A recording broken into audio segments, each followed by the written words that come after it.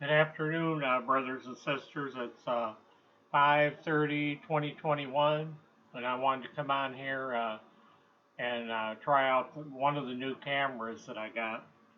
I still got to get some software updated, so I'm trying, to just put a picture up in here rather than me coming on one time and seeing how it works out.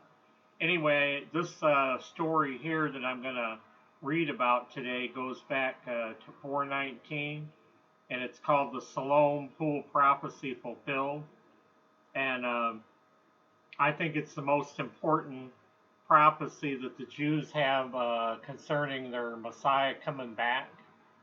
And it was something that I didn't realize that they would have been looking for to happen. And we saw a lot of other signs that concerning him returning that would have to be fulfilled before he came back, like the Sea of Galilee being filled, and for example, that we covered in a previous video. So this Siloam Pool prophecy in Jerusalem, the Siloam Pool in Jerusalem is overflowing. 6 years of drought ended last year with a blessed rainy season. Israel is an arid country with about 70% of rainfall between November and March. Rain in Israel is a reflection of the relationship between the Jews and God. Nowhere is this more evident than the Siloam Pool that once served the temples in Jerusalem. The Siloam Pool is near the Mount of Olives. The prophecy fulfilled is Isaiah 12:3. Joyfully shall you draw water from the fountains of triumph. And that's from the Israel Bible. But the thing that makes this thing unique is it concerns a SHEMITAH, which comes every 7 years, making it a form of Sabbath that occurs on a yearly rather than a weekly cycle. The land is worked for 6 years, and on the 7th it is left fallow, and the fields are left open for anyone to come and take the fruit of the next year. They can come and take the fruit, and then the next year on the Hebrew calendar is 5782, and that begins on September 3rd. That'll be the next Shemitah year. The Shemitah is connected to the arrival of the Messiah. The Talmud explains the Messiah will come in the first year of the Shemitah. The Siloam Pool has a huge biblical impact that will emerge when the third temple is built. And so I got some scriptures to go with that, because that was John 7:33-35 and John 3:17, 10 through 36, where Jesus healed somebody at that pool. So the pool is connected to healing in the New Testament. So September 3rd, that'll be the first day of the Shemitah year, and during the Shemitah year, so it would be from this September 3rd to next September 3rd, or next September 4th of 2022, that means that the Messiah would have to come back in that year. And then there won't be another Shemitah year for 7 more years. So obviously, we see all this peace plan and we see all this other stuff going on in the world. Obviously, we don't have, I don't believe we have time enough for another 7 years to go by for their Messiah to appear. So anytime after September 3rd to the following September 3rd of 2022, we could see the Jewish Messiah appear onto the scene. And then I had a story about the severe product shortages. 2 things that we are currently experiencing are shortages and inflations. At this moment, the U.S. economy is experiencing more shortages than it did at any point in 2020. Business Insider published a list of some of the most serious shortages that we are going through at the moment. Computer chips, used cars and rentals, plastics and palm oil, truckers to drive the oil tankers to the gas stations to get the gasoline to the gas stations, I guess they have a shortage of those because they closed down the truck driving schools last year, and then a lot of the truckers were laid off, and then they might have gotten other jobs in this last year and got out of the trucking industry because nobody was buying gas. They had so many people's cars parked.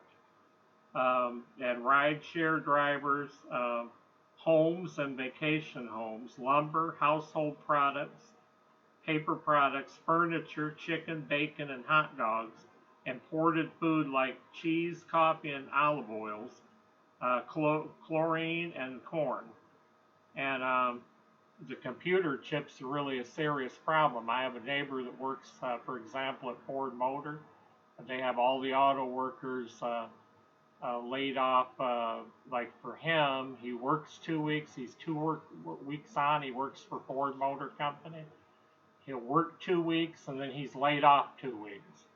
So, and this has been going on this was going on even before they had the computer chip shortage.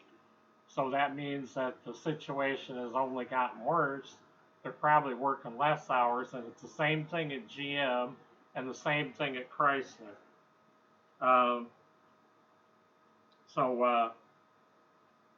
Also I wanted to cover, I don't know if I covered this before,